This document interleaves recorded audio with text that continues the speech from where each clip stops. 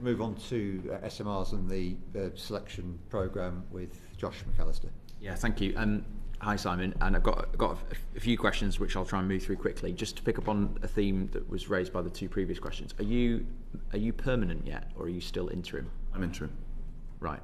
And the same with the chief executive? Correct. Right. And that's, how long has that been interim now? Gosh, that's a couple of years. Okay. Thank you. Spring 2025 is the date that's been shared, and government sometimes refer to only having 2 seasons in a year, spring and autumn. Can you give us any more clarity on when in spring you expect to make an announcement about the next stage of the SMR programme? No, and the reason, Josh, is that we're into the first stage of negotiations now.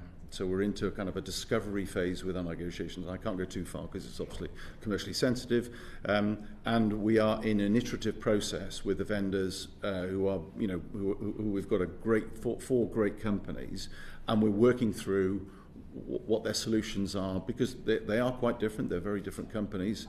I asked Simon because there's already been a series of delays, and I know these are not entirely within your control, but for the part that GBN does play in them, they want confidence and certainty about a process that keeps moving, and spring is not a confident envelope, right? It's quite a broad one. So let me answer the question. So we have spent a lot of time talking to the department, and we're more comfortable with the spring date than we have been with the previous dates, because the spring date is something that we have developed with the department. Spring window. The spring. Right. If 24 gigawatt by 2050 were still the goal, would we be on or off track for it at the moment with the delays that we've currently had with the SMR programme? So are we off track as a result of the SMR programme?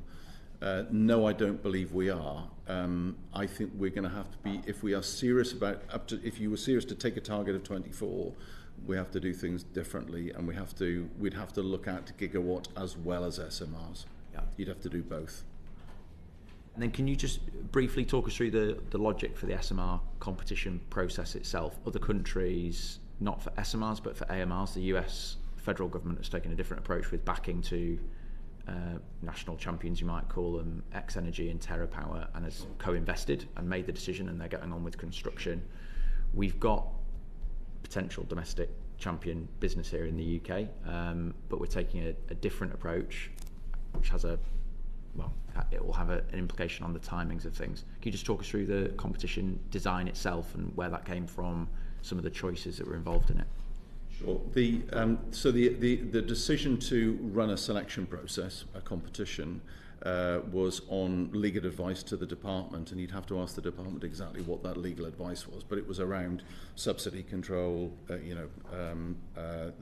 decision was made. They had legal advice, and we were therefore informed that the most appropriate approach to follow was a selection process. Do I support the selection process? Yes, I do, because we, as well as producing energy security and net zero, we've got to be able to demonstrate value for money.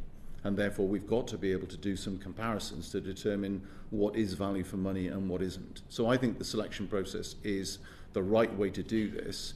We've just got to move it as fast as we possibly can, so that we don't fall behind countries that have direct awarded.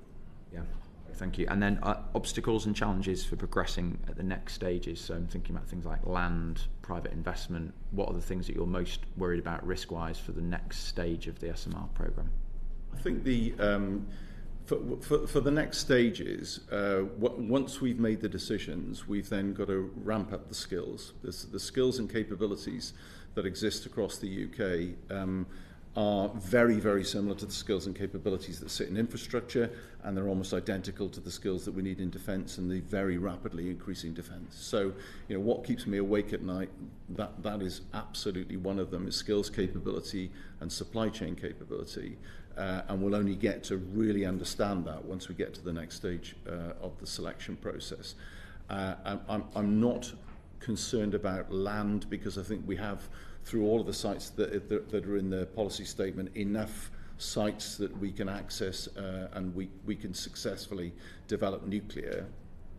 There is a critical decision that government needs to make as when, if you remember, when the previous government were just about to announce the election, the morning before, they said we are going to do gigawatt in Wilver, which came as a surprise to us, I must admit. I think that's the next question. Well, fabulous. Let's go so covering it. Final bit from me is just on whether I have a concern that we're being too linear here about SMR, AMR and gigawatt programs, that we've got GBN mandated with only one task at the moment, which is the SMR competition, and that then needs to fit into a world where we're saying we've got the 2030 clean energy target, and the SMRs won't play a role in that because of the timelines involved, so it'll be beyond that period. Yes. Which probably be about grid, but then there's a whole series of questions about alternative routes to market for private users of the energy. We don't have policy on that, and then also on AMRs. And my worry is that we're all focused on the SMR competition, but actually we need multiple tracks and to be able to move fleet of foot on this stuff as other countries are. Is that a concern you share as GBN, looking at the policy space?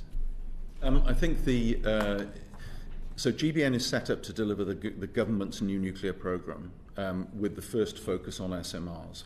Are we spending enough time working with the department on AMRs? We haven't been to date because we have been focused on getting the SMR selection process up and running, but we are now turning our attention to it. There are some really interesting developments within the AMR space, and I think it is absolutely fertile territory for us to look at and for to run parallel tracks. That's number one. The market-led approach, so the likes of community nuclear power, it's really interesting what they're doing. It's different to what GBN's doing because it's off-grid and it's a community-led project.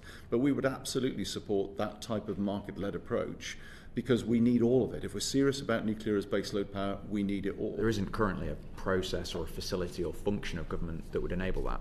Would you accept that? So not just for community power company, but for people that may wish to invest in a data centre and want to locate a small nuclear generator next to it.